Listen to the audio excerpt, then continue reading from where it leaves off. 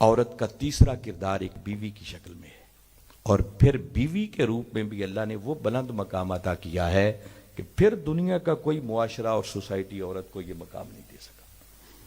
سورہ روم میں باری تعالیٰ نے بیوی کے مقام کو بیان کرتے ہوئے فرمایا وَمِنْ آیَاتِهِ أَنْ خَلَقَ لَكُمْ مِنْ أَنفُسِكُمْ أَزْوَاجًا، فرمایا یہ اللہ کی نشانیوں میں سے ہے کہ اس نے تم ہی میں سے تمہارا جوڑ بنا دیا، جوڑ پیدا کر دیا۔ یہاں زوج کا لفظ مرد اور عورت دونوں کے لیے استعمال ہوا۔ شوہر کو اللہ تعالیٰ نے بیوی کا زوج قرار دیا ہے اور بیوی کو شوہر کا زوج قرار دیا، دونوں کو ایک دوسرے کا زوج قرار دے کر اسلام نے پھر بحثیت بیوی اس کے مقام کو واضح کیا۔ فرمایا اگر شوہر بیوی کے لیے زوج ہے تو یاد رکھو اسی طرح بیوی شوہر کے لیے زوج ہے۔ اور کیوں زوج بنایا؟ آگے فرمایا لِتَسْكُنُوا إِلَيْهَا، یہ زوج شوہر اور بیوی کو ایک دوسرے کا اس لیے بنایا ہے تاکہ دونوں ایک دوسرے سے سکون حاصل کریں۔ جس کا مطلب اگر شوہر بیوی کے لیے باعث سکون ہے تو بیوی کو اللہ نے شوہر کے لیے باعث سکون بنایا۔ دونوں کو ایک دوسرے کے لیے باعث سکون قرار دے کر پھر بیوی کے مقام کو واضح کیا اور فرمایا یہ جو ہم نے تمہیں میں سے تمہارا زوج بنا دیا ہے اس کو کبھی لائٹلی نہیں لینا، کبھی اس کی ڈیپتھ اور گہرائی میں اتر کے غور کرنا۔ وَمِنْ آیَاتِهِ، یہ اللہ کی نشانیوں میں سے ہے، اور نشانی وہ ہوتی ہے جو بندے کو منزل تک لے جائے۔ فرمایا اس بات میں کبھی غور کرنا، اس میں غور کرنے سے تمہیں اللہ کی معرفت میسر آئے گی کہ اللہ نے کیسے تمہارا زوج بنا دیا۔ کہیں فرمایا وَعَاشِرُوهُنَّ بِالْمَعْرُوفِ، اپنی بیویوں کے ساتھ حسن سلوک سے پیش آیا کر، بیوی کے مقام کو واضح کیا جا رہا ہے۔ فرمایا وَلَهُنَّ مِثْلُ الَّذِي عَلَيْهِنَّ بِالْمَعْرُوفِ، شوہرو جیسے تمہارے حقوق بیویوں پر ہیں اسی طرح تمہاری بیویوں کے حقوق تمہارے اوپر بھی ہیں۔ ان کے حقوق کا اعلان کر کے بیوی کے مقام کو واضح کیا۔ کہیں فرمایا ہن لباس لکم وانتم لباس لہن، تمہاری بیویاں تمہارا لباس ہیں اور تم اپنی بیویوں کا لباس ہو۔ تو لباس قرار دے کر پھر بیوی کے مقام کو واضح کیا۔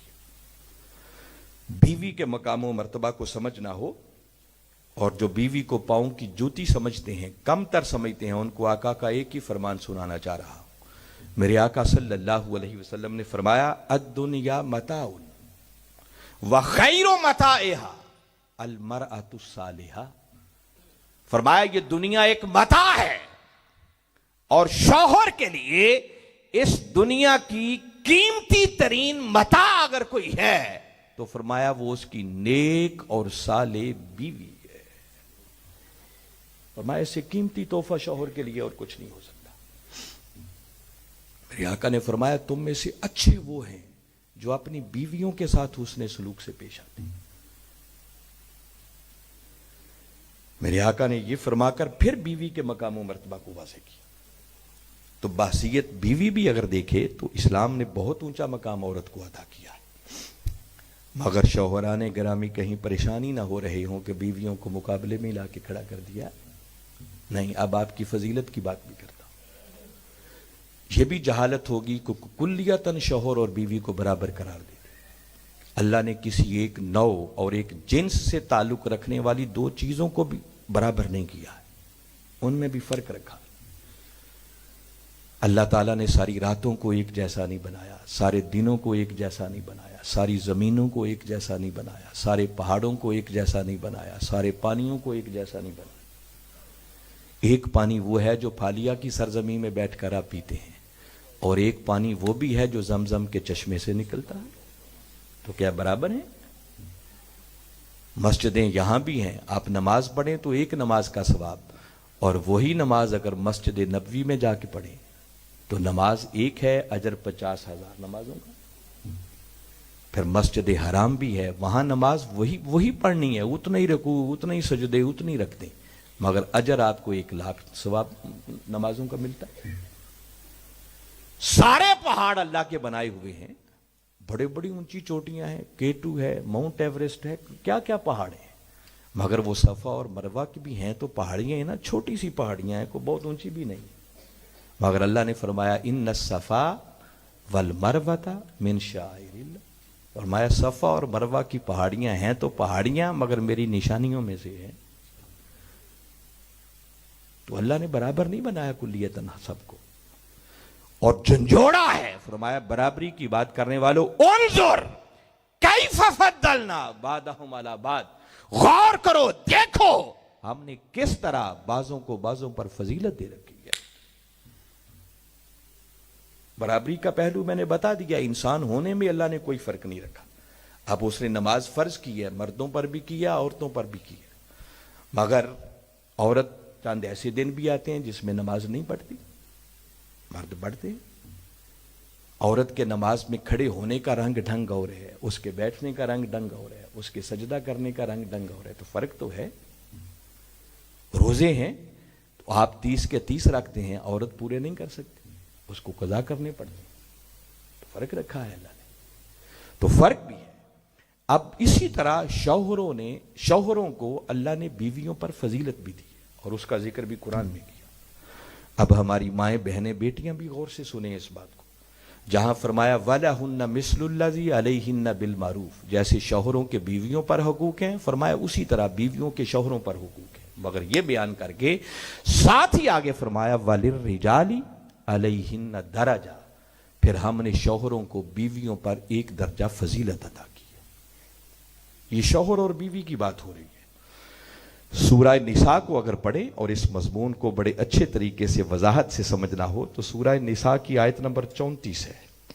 باری تعالیٰ نے ارشاد فرمایا الرجال قوامون علی النساء, فرمایا ہم نے مردوں کو شوہروں کو بیویوں پر قوام بنایا ہے, ان کا نگران بنایا ہے, ان کا محافظ بنایا ہے, ان کا سربراہ بنایا ہے. کیوں بنایا ہے؟ آگے اس کی 2 ریزنز بھی دی.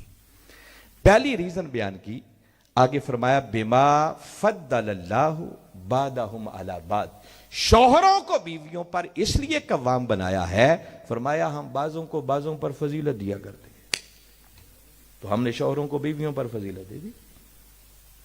اور دوسری ایک بڑی خاص ریزن بتائی, فرمایا یہ جو ہم نے شوہر کو بیوی پر فضیلت دی ہے اس لیے فضیلت دی ہے وَبِمَا أَنفَقُوا مِنْ أَمْوَالِهِمْ, اس لیے کہ شوہر اپنے مالوں میں سے بیویوں پر خرچ کرتے ہیں.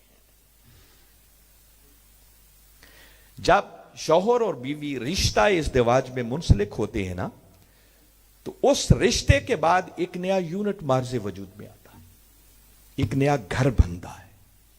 اس گھر کے نظام کو چلانا مقصود ہے. آپ دیکھیں سکول ہے, کالج ہے, فیکٹری ہے, کارخانہ ہے, کوئی کمپنی ہے, اگر سارے کام کرنے والے برابر ہو جائیں تو نظام چلے گا. پھر کسی کو سکول کا ہیڈ ماسٹر بنانا پڑتا ہے, کسی کو کالج کا پرنسپل بنانا پڑتا ہے, کسی کو یونیورسٹی کا وائس چانسلر بنانا پڑتا ہے, کسی کو کوئی ادارے کا ڈائریکٹر اور مینیجر بنانا پڑتا ہے, تاکہ ایک کی سپرمیسی ہو, باقی سارے اس کے انڈر ہوں. اسی طرح گھر کے یونٹ اور گھر کے نظام کو چلانے کے لیے میاں بیوی دونوں کا رول ہے, مگر گھر کا سربراہ اللہ نے بیوی کو نہیں بنایا, شوہر کو بنایا. کیوں بنایا؟ فرمایا اس لیے کہ ہم نے خرچ کرنے کا پابند بھی شوہر کو بنایا ہے, خرچ اس نے کرنا ہے. یہ ریزن بھی بتا دی, جس کا دوسرا مطلب یہ ہے کہ بیوی کی جملہ ضروریات کی کفالت کرنا, پورا کرنا, یہ شوہر کی ذمہ داری ہے. اور ساتھ ساتھ میں عرض یہ بھی کر دوں, اگر بیوی کمانے والی ہے, جاب کرتی ہے, نوکری کرتی ہے, تو کمانے کے باوجود بھی اگر وہ ڈیمانڈ کرے کہ میری ضروریات کو شوہر پورا کرے, تو شوہر پابند ہے پورا کرنے کا. اگر وہ اپنی کمائی میں سے کچھ بھی خرچ نہ کرے تو شوہر ڈیمانڈ نہیں کر سکتے. وہ الگ بات ہے کہ ہمارا کلچر ہے, پھر گھر کے نظام کو چلانے کے لیے بیویاں کماتی ہیں تو خرچ بھی کرتی ہیں تاکہ گھر کا سسٹم چلے, حالات ایسے ہیں. تو یاد رکھیں, یہاں آپ کو شوہروں کو متوجہ کرنا چاہ رہا ہوں کہ اگر بیوی کما کر لائے اور وہ گھر کے نظام کو چلانے کے لیے شیئر کرے, خرچ کرے, حصہ ڈالے, یہ بیوی کی ذمہ داریوں میں سے نہیں ہے. اگر وہ خرچ کرتی ہے تو یہ اس کا شوہر پر احسان ہے. شوہر کو ان کا احسان مند ہونا چاہیے, ان کے اس کام کو اپریشیٹ کیا کریں. مگر اپنی بہنوں بیٹیوں کو بھی بتانا چاہ رہا ہوں کہ اگر بیوی جاب پر جاتی ہے, کام کرتی ہے, تو اللہ اور اس کے رسول نے شوہر کی اجازت کے بغیر اس کو کوئی جاب کرنے کی اجازت نہیں دی ہے. کر سکتی ہے مگر شوہر کی اجازت سے. جب آپ کی ضروریات پورا کرنے کا پابند اللہ نے شوہر کو بنایا ہے, تو اگر وہ چاہے تو وہ روک سکتا ہے کہ خبردار کسی جاب پہ جانے کی اجازت نہیں. تو آپ کو بھی ان کا شکر مند ہونا چاہیے کہ اس نے آپ کو اجازت دے رکھی ہے. اپنے گھر کی کتنے کاموں میں وہ سیکریفائس کر کے آپ کو بھیجتا ہوگا. تاہم میں نے بتایا کہ پھر گھر کے نظام کو چلانے کے لیے اللہ نے سربراہ وہ شوہر کو بنایا ہے, بیوی کو نہیں بنایا.